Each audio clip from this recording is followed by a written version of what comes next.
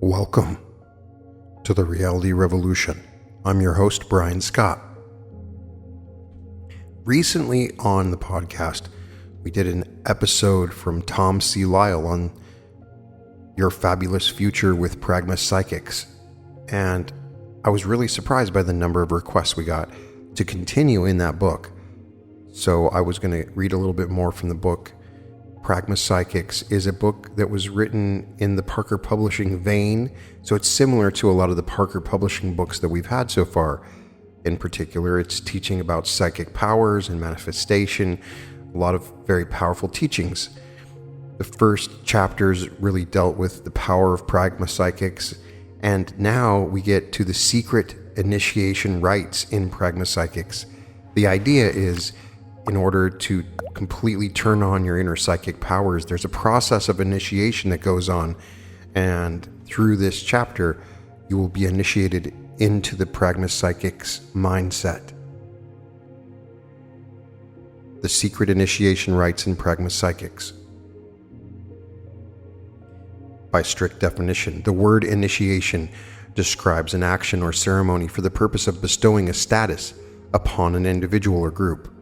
Within most metaphysical systems, the rites of initiation are more accurately defined as a process of becoming. The initiate evolves through a continuing transformation. Through the instructions given, he can visualize an ultimate perfection towards which he will ever move. The rules of initiation define the road to travel rather than denoting a specific achievement. 3 stages of your initiation.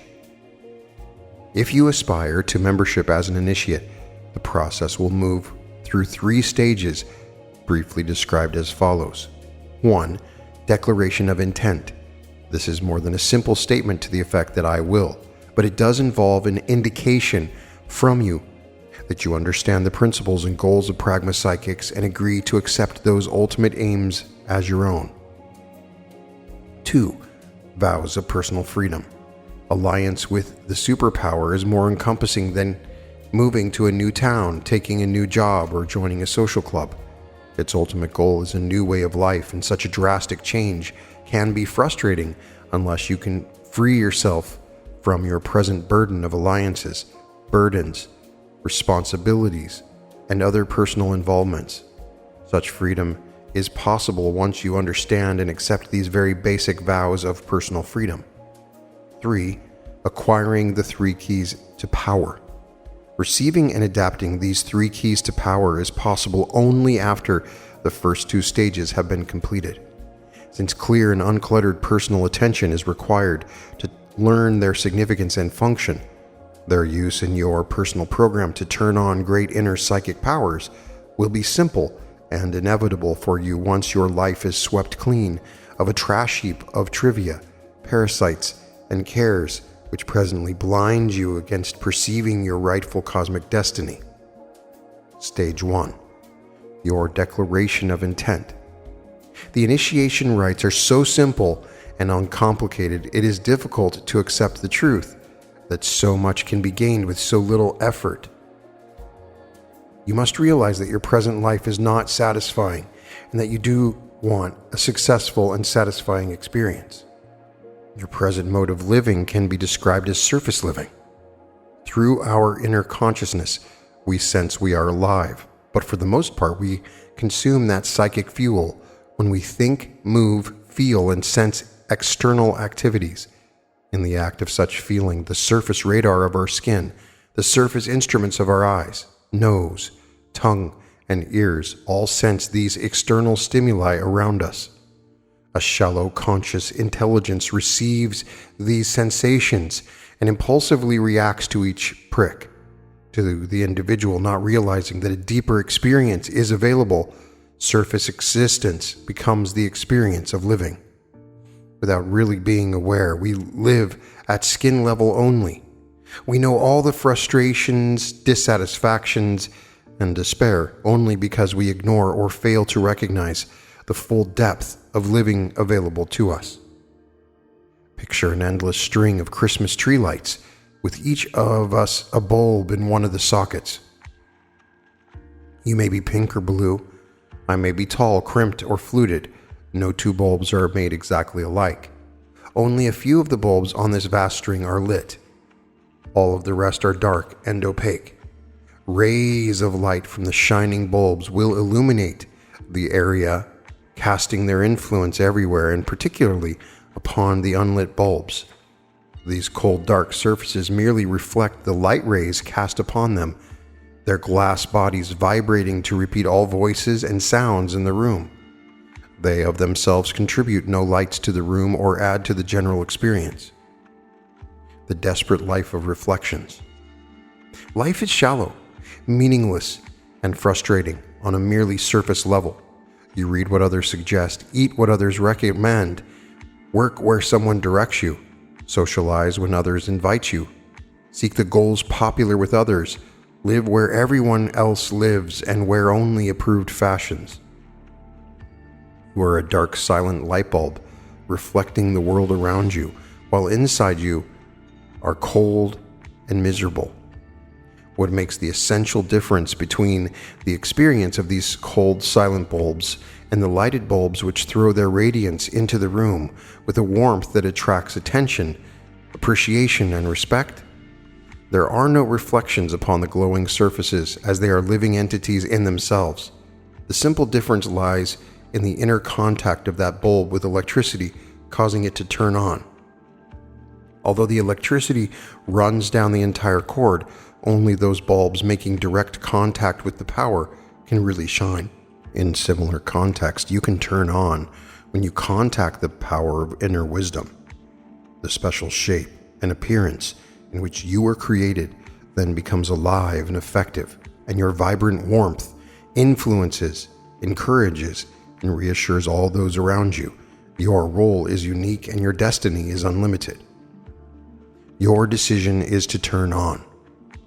With this picture of a light bulb being turned on, you can grasp the preliminary idea in your super self initiation. It is just as simple as making a personal decision to turn on your light, to begin shining and glowing outward instead of your present role of just reflecting and reacting to powers and influences of others. You will now move to eliminate external influences which have prompted this life of controlled reaction. Complete transformation requires only your firm decision to turn on right now. You must want to change the system under which you now live. Powers to work real miracles in your life are available. They are your customized personal powers, and only you can ever use them. You need no help or guidance from anyone else to turn on this fabulous inner wisdom guidance. You simply say the words, I want to live my super life. I want freedom from my reflective servitude to others. When this brief affirmation has achieved a feeling of inner serenity for you, then affirm silently that you are now ready to assume control of the vibrant powers available for your use. Expect magic changes in your life. Since a mental affirmation does not involve physical action, the first step in the initiation may not immediately transform your world. It first involves setting a personal direction, and it may indeed be just the trigger needed to start bigger things moving.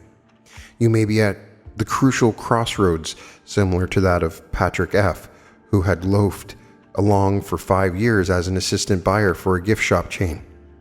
Limitations inherent in a subservient role and the treadmill frustrations of jockeying for organizational benefits had long made him dream frivolously of having his own office and business.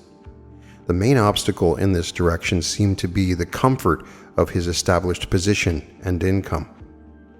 In friend Pat's case, this affirmation of intent cast sufficient light upon his dilemma to reveal what he sensed as comfort was actually a form of agony, and the die was cast. His first effort to establish an operation importing Eastern art items was begun in his spare time, but for 2 years now this import business has been a full-time activity, still getting established. Pat is not yet making the money he used to, but he has more happiness with his new personal freedom and creative challenges than would have been possible on his old job at twice the salary.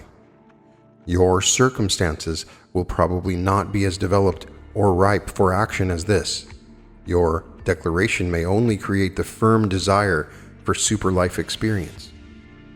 The way may still be barred by the illusion of your present comfort, restricted by bonds of personal requirements for food, clothing, shelter, and social needs. Such bonds and strings can be effectively eliminated through further action on your part. This purge occurs in the rituals of the second stage of the initiation rite, your vows of personal freedom. Stage 2. How to achieve a new life with vows of personal freedom. The second stage of most metaphysical initiations involves entry into a protected and secret place. For the Buddhists and Eastern mystics, this is some isolated nook in the country. For early Jews, it was the inner chamber of the temple. In modern slang, the inner chamber of the Great Initiation is where it's at. In this mystical womb, you will strip yourself of everything artificial and contrived in your living experience. In the ancient tabernacle, aspirants to the mysteries gathered in the courtyard where they were instructed by priests as to the significance and the powers of the declaration of intent. Upon serious acceptance of such declaration, initiates were allowed entry into this inner chamber. A large hall furnished only with a table upon which symbols of the higher vows were displayed. To fully understand these life-changing tenets, provide yourself with a set of these sacred symbols for your own initiation rites. Select a quiet room or corner where you will not be disturbed for a short time, and upon a small bare table or shelf, place the following symbolic items. A small wafer, biscuit, or cracker as your daily bread. B. A single coin, a penny or dime, as your material need. C. A small candle or alcohol lamp as your inner illumination. Moderation and balance are keys to personal freedom. With every living thing, be it human, plant, a lake, an island, or even a universe, there must be perfect balance. For every inlet, there must be an equal outlet. For a grain taken in, a grain must be released. Otherwise, constipation occurs in the human, decay and death in a tree, stagnation in a lake, and for a planet, a polluted atmosphere killing all living beings. So it is that moderation and balance must be sought in every activity. Therefore, the basic concept behind our vows of freedom is expressed as, in all things, ever seek moderation and balance. Our decisions to change any phase of living are influenced and often sharply limited by apparent needs for daily food and shelter, financial security against future expenses, and maintenance of social obligations. Freedom to become your super self depends upon your ability and willingness to overcome such burdens. Your first vow for your daily bread. Taking your first symbol, the wafer, in your hand, consider carefully the overrated role food plays in your life. Primitive man devoted all waking hours to the pursuit of a bare sustenance. We have so much food we hardly know what to do with it. Still, we allow the purchasing, planning, preparation, and consuming activities to use up so much of our time, it is highly doubtful if we have really progressed. When you have hunger, real honest hunger, this wafer or bit of bread will go far to assuage that pang. How well this is accomplished will depend almost entirely upon your thoughts on the matter. Consider this truth carefully. No one has ever died as a result of therapeutic fasting. People die only through agonies of starvation. What's the difference? It depends entirely on what you tell yourself. Do you really think you're fasting or starving? This bit of bread would titillate your taste buds if butter, jelly, or meat were added. But if such supplements are to be had only by your conforming or dancing to someone's whim or tune, then the price is too high. You can subsist on bread alone. Your need for trimmings only exists to the extent you insist you cannot survive without them. Freedom from desire for trimmings will turn on your personal power, through which even greater supply will be automatically provided from your super self. All at your own terms. Freedom vow number 1 is: I will eat only to live. I will not live to eat. Your second vow for your material needs. Now, Pick up your small coin, which carries a similar symbolism regarding your personal wealth. All major religious creeds promise abundance for the faithful, but abundance is sought in vain through the intervention of the church hierarchy. You are expected to provide for your own in this life. It is only human to desire more than you now have. To get more, you are expected to do this or give that, always responding to strings, influences you may think. Millions of others in this world would marvel at your great wealth. Poverty is a state of mind, entirely an illusion. You only cheat yourself in desiring a greater fortune. Your thoughts are occupied by such a desire, and your resources will be dissipated away without notice or personal enjoyment. In the presence of such a driving inner desire, no amount of money will ever suffice. Setting your desire upon a specific amount is also wasteful energy. If you earnestly seek $1,000, then your efforts in that direction will cause you to pass by a chance to acquire an eventual $50,000 or even more.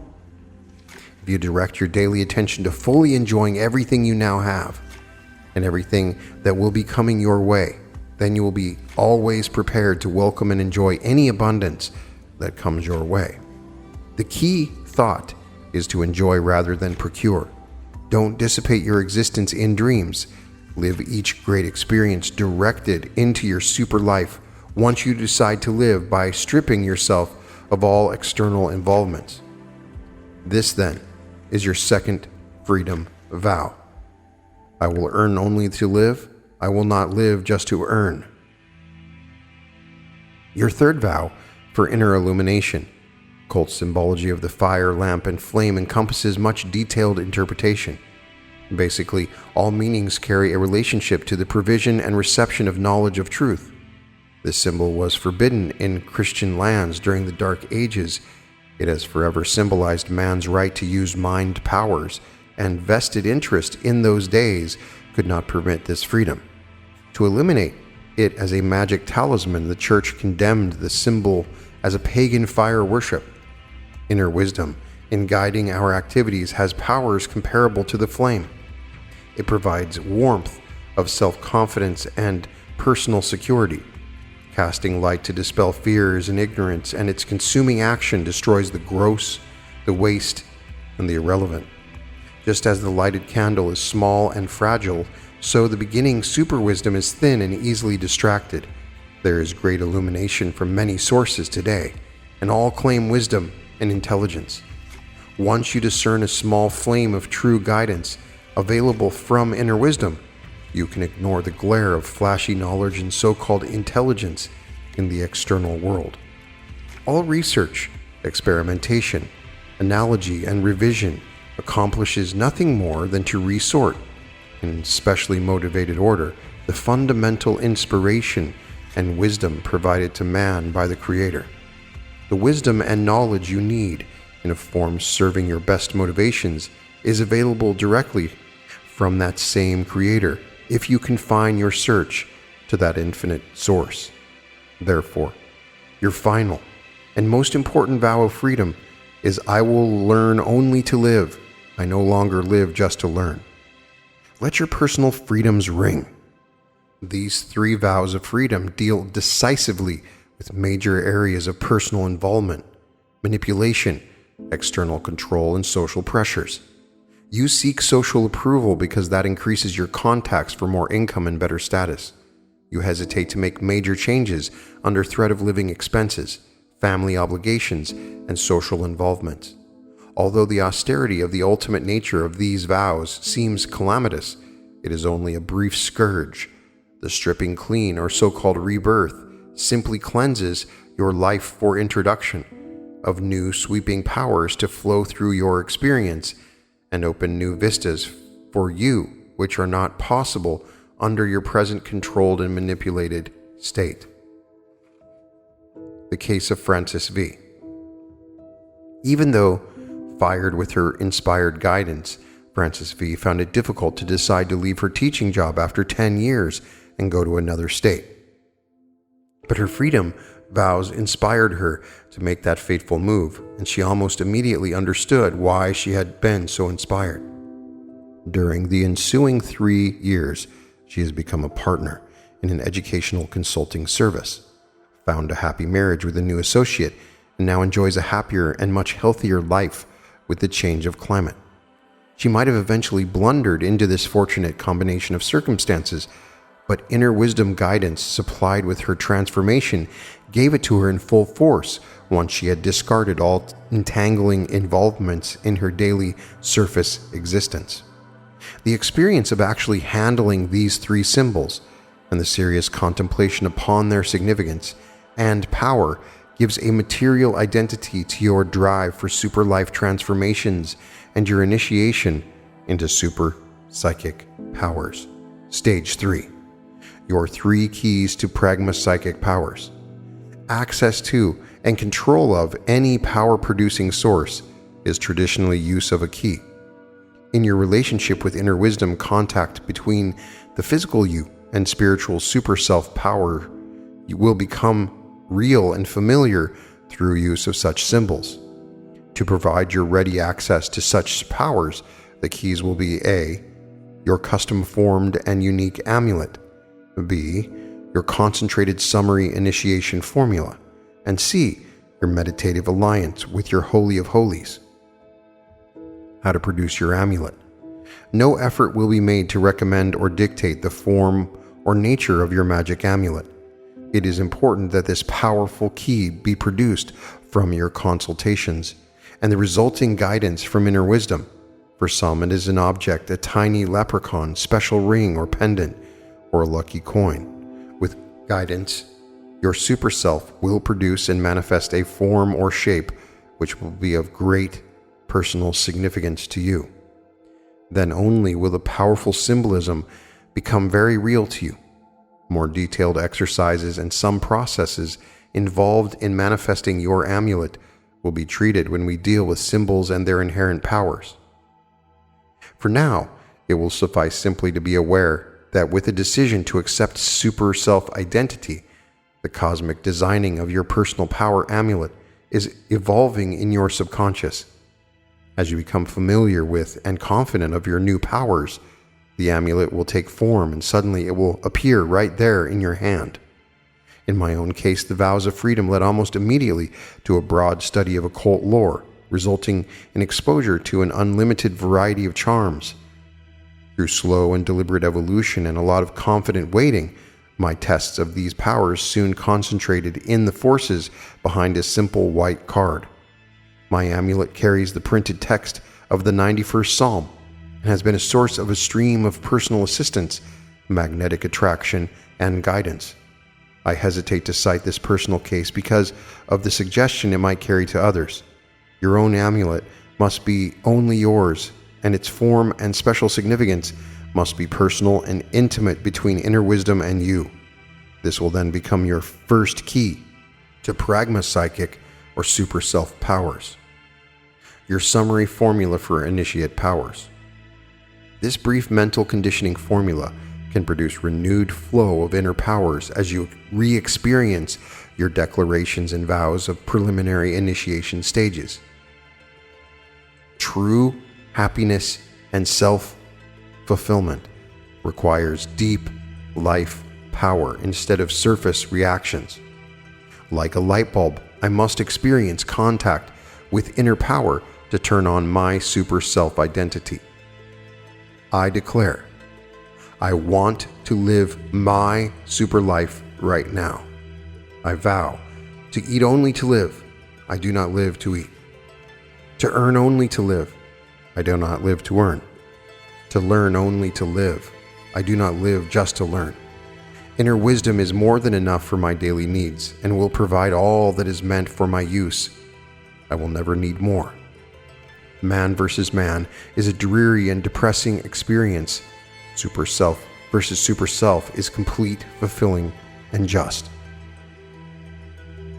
When your life is filled only with the pure, concentrated powers of this moment, you will find complete control of your past, present, and any possible future. You can heal, renew, and transform your body, your life, and your environment. Your super self, which is simply the old you focused into this moment now, is the ideal, complete, and perfect you, which you will inevitably become. Until you allow this balanced super self to take over your life, you will always seem to have too little or too much. This perfect self-expression will become your daily experience once you quit trying to compare, judge, scratch, and scrape through life. The decision is ridiculously simple to make. Just say, "So be it." Reaching such a decision to discard all life's trivia and to sweep aside all distractions seeking your attention requires a quiet and methodical mental conditioning. The declaration in the vows just covered will provide this conditioning. You will instantly know when you are ready to part that veil and enter your special Holy of Holies. Do not move so long as doubts persist. But repeat these preliminary steps as necessary. Eventually, you will know that your time has come. This is really the easy way to go. Living through inner wisdom is the easiest way. With it, you neither anticipate good nor fear evil, but simply live in the great powers of now. Realize that should any apparent problem arise, its answer will follow through the clear channels you are providing. With Pragma Psychics Living, you are not pushed over by every little breeze. You simply bend gracefully with every wind, confident that such wind has its divine purpose. Struggle and opposition only invite frustration and inevitable personal destruction. Memorize this brief creed of the austere but all-powerful psychology of Pragma Psychics. As you repeat it to yourself and visualize the inner transformation it decrees, you will feel the warm surge of inner wisdom welling up within. Once you cease searching for external guidance, the psychic inner guidance will begin. Its powers will increase in your life as you accept and trust its inspiration. Your alliance with the Holy of Holies. Your Holy of Holies in the initiation is not a place. It is a vibrant state of mind which wells up within as soon as you cleanse out all external involvements with your vows of personal freedom. In conquering Jerusalem, the major prize sought by Cyrus was the Temple of Solomon. By legend, none of the initiated dared enter the place called Holy of Holies in the rear of the temple, but the conquering tyrant strode through the inner chamber, tore away the veils across the entrance, and entered the Holy of Holies. Hoping to destroy the God of the Jews, he was hangry and frustrated to behold a small empty room. Such a man can never find the source of strength and power sustaining the tribes of Israel for centuries unless he first understands the significance and symbolism inherent in the freedom vows of the inner chamber. He ignored this instruction, and his efforts to seize the powers of the Holy of Holies were fruitless, and so you will never know the powers of the Holy of Holies. It is essential that you learn to feel their presence through the initiation rites here presented. Essentially, powers offered here result from a very powerful concentration of life's energy in the now. The vows can eliminate all fearful contemplation, all possible futures, and make absurd any tears or regrets for whatever may have been your past. Since this now occupies most of your energies, you will have left only a potent now. Your call to the Order of the Phoenix. Once the open channel for inner wisdom brings you to a realization of your super self, the sharp contrast to your former life will convince you that no higher level of exaltation would seem to be possible. For the mortal intellect limited to material concepts, this assumption is true. Your leadership qualities are needed, exalted and fulfilling as your super self-consciousness is. Even the Order of the Phoenix has a hierarchy or leadership representing the perfect counterpart of what world leaders could be, if properly motivated. The great plan of life is based upon a structure of perfect balance and completeness. This balance becomes apparent when its projections from the material plane into other levels of consciousness are understood. Like every master plan, there are separate divisions and segments involved, each requiring implementation by division leaders in terms of the overall project. There must be those who will provide understanding and liaisons between their segments and other related functions. For purpose of descriptive identification, this psychic group of leaders is referred to as the Order of the Phoenix, the eternal symbol of rebirth and immortality. Resolve to achieve perfect balance. For obvious reasons, recruitment to these ranks must be highly selective, with long terms of trial and probations. Each member of the order must not only understand the perfect balance of inner wisdom, but must live it so completely that stumbling and judgment error is eliminated. Details of selection procedures for the order, the powers involved in its varied assignments, and your potential place in the ranks will be exhaustively covered. Strengthen your powers with the summary initiation. At this preliminary stage, in developing your super self, it is of much more importance to concentrate upon building your personal psychic powers through the initiation rites and practices. Leadership opportunities such as offered in the order must be protectively withheld from those who lack the insight and understanding of the powers inherent in the use of inner wisdom, which simple acceptance can bring into the life of anyone seeking with just fundamental faith and without egotistical guile. Await your call to the order. As you fulfill the practices and exercises provided in the ensuing chapters, your New Age consciousness will automatically grow and draw to yourself attention from the order. When your powers are finally felt in the world about you, opportunity to take your place in leadership will be virtually thrust upon you. When you are prepared and when you are finally ready, you will find your place in the Order of the Phoenix. O my disciples, the cessation of suffering is to cease from attachment. Attachment originates in craving, and craving originates in ignorance. To cease from suffering, cease from attachment. To cease from attachment, cease from craving. To cease from craving, cease from ignorance. The Buddha. This chapter is using the language of many New Age and occult books of initiation, which can have a very effective way of increasing your power. Now, obviously, you don't need to be initiated into anything to access your power. Oftentimes, there is the idea that the only way you can access the power is initiation.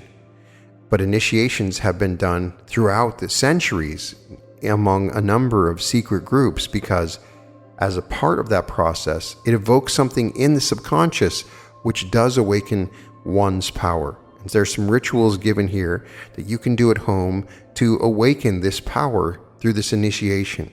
It's a clever tool for you to utilize and decree your life the way you want it to be. And he is seeking out a super life, a life where you seek out the things that you want, but not to your detriment.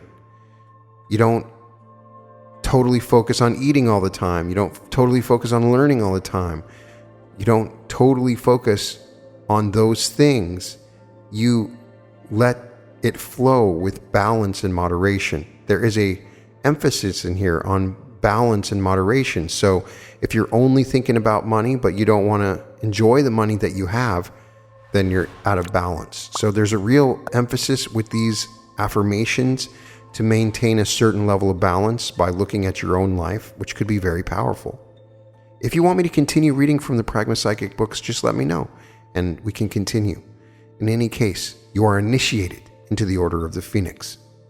You can find all episodes of The Reality Revolution at therealityrevolution.com, and welcome to The Reality Revolution.